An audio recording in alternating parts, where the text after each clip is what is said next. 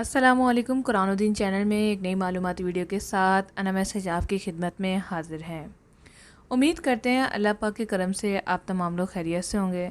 बहुत सारे घरों में ये मसला बढ़ता ही जा रहा है। घरों में झगड़े की वजूहात और इलाज आज हम आपको बताएंगे। कुछ शराइत हैं, कुछ रूल्स एंड रेगुलेशन हैं। जब हम ज़िंदगी को गुजारना शुरू करते हैं ना, यानी बचपन से हम बड़े होते हैं, बड़े होने के बाद हम मैच्योरिटी की तरफ आते हैं और उसके बाद एक ऐसा मकाम आता है जिसमें हमें फ़ैसले करने पड़ते हैं। ये तमाम स्टेप्स हमें अल्लाह ताला ने तो अता किए हैं, लेकिन इसके तरीके भी हमें कुरान और हदीस में बताए गए हैं।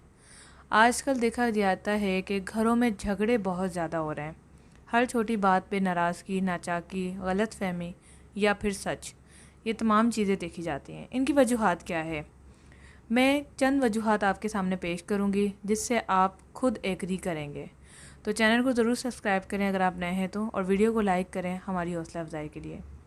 पहली चीज़ ये होती है कि जिस घर में तरबियत के मामलात आ जाएं, यानी कि ख़ानदान में दादी या नानी, क्योंकि दादी से भी वालिद का ख़ानदान सारा, वालिद की तरबियत आ जाती है, और नानी से माँ की खिदमत सारी चीज़ें आ जाती है, माँ की तरबियत आ जाती है।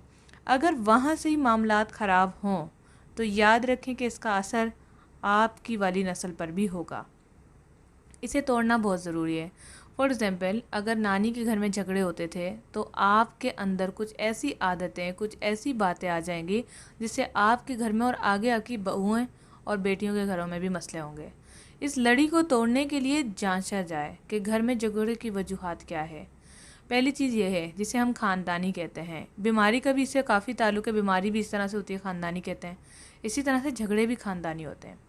दूसरा ये कि जिन घरों में आपस में इत्तेफाक और यकीन ना हो, ऐसे घरों में भी झगड़े होते हैं। इसके भी हम मिसाल देते हैं। मियाँ बीवी यानी माँ बाप का एक दूसरे पे शक करना। जब माँ बाप के अंदर ये चीज़ आ जाए तो बच्चों में ऑटोमेटिकली ये शो होना शुरू हो जाती है। उनमें फिर आपस में मोहब्बत और इत्तेफाक नहीं रहता, और वो आपस में जो है एक दूसरे पे शक व शुबात करते हैं। और इन फ्यूचर अगर लड़कियों की शादी हो जाए तो वो अपने शौहरों पर, और अगर लड़कों की शादी हो जाए तो अपनी बीवियों पर, क्योंकि उनके वालिदैन आपस में शक किया करते थे। तीसरी और बड़ी बुनियादी वजह तेज़ आवाज़ में बोलना, यानी कि जिन घरों में झगड़े तो नहीं होते मगर ऊंची आवाज़ में बोला जाता है। आप यकीन करें, इस ऊंची आवाज़ में बोलने को ही एक फितना और फसाद कहा जाता है। आप इस चीज़ को रोक कर देखें, चाहे आप एक मर्द हैं चाहे औरत हैं, और आपके इतने अख्तियारात हैं कि आप अपने घर में अपने रूल्स एंड रेगुलेशन कायम कर सकते हैं, तो ये चीज़ तेज़ आवाज़ को बंद कर दीजिए।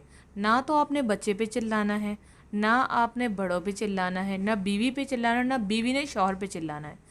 जितनी ज़्यादा घर में खामोशी होती है उतने झगड़ों के चांसेस कम होते हैं, सुकून ज़्यादा होता है, रहमत के फरिश्ते आते रहते हैं। और अल्लाह पाक भी ऐसी औरतों पर रहमत फरमाता है जो लान तान नहीं करती, जो शोर और चीखो पुकार नहीं करती, उन पर रहमतें बरसती हैं।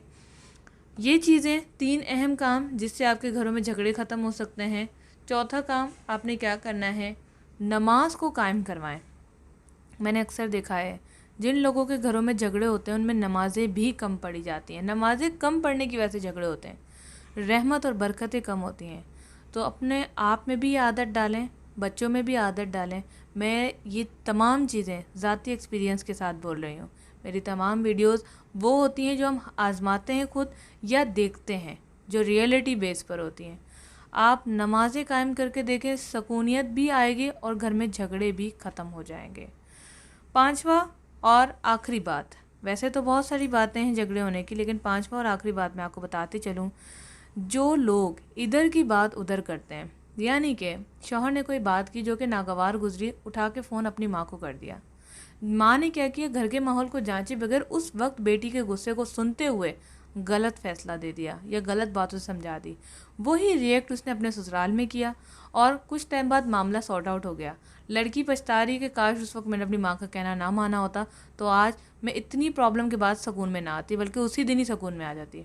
तो ये आपकी सबसे बड़ी बेवकूफ़ी या यूँ कह लें बड़ी गलती है जो आप मैके में बातें पहुँचाती हैं। जब आप मैके में बात पहुँचाती हैं ना, तो मैके वाले ये नहीं देखते कि इसके साथ क्या सलूक हो रहा है। 24 घंटे 24/7 या 1 मंथ ऐसा हो ही नहीं सकता कि आप दुखी ही रहें।